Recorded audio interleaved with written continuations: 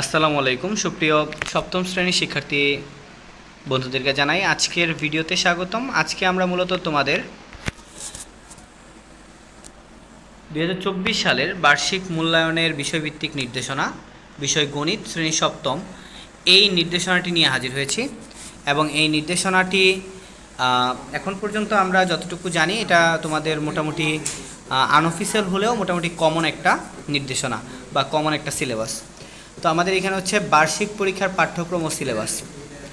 So দেখো এখানে প্রথমেই যেটা আছে সেটা হচ্ছে 7 বাইনারি সংখ্যার গল্প, 8 হচ্ছে চলো বৃত্ত চিনি, বীজগণিতের দেখো বীজগাণিতিক রাশির উৎপাদক লসাগু গসাগু, নানা রকম আকৃতি মাপি, বীজগণিতিক রাশির সমীকরণ, তথ্য অনুসন্ধান ও বিশ্লেষণ। এই চ্যাপ্টারগুলো সপ্তম শ্রেণীর জন্য সিলেক্টেড। এরপর দেখো মূল্যায়ন হবে কিভাবে, খেয়াল করো। মূল্যায়নের জন্য তোমাদের 100 মার্কের পরীক্ষা হলেও সেই 100 মার্কের পরীক্ষাকে কনভার্ট করা হবে 70-এ, অর্থাৎ এখান থেকে 70 হবে, 70% আসবে, আর 30% আসবে তোমাদের শিক্ষকদের মাধ্যমে ধারাবাহিক মূল্যায়নের মাধ্যমে।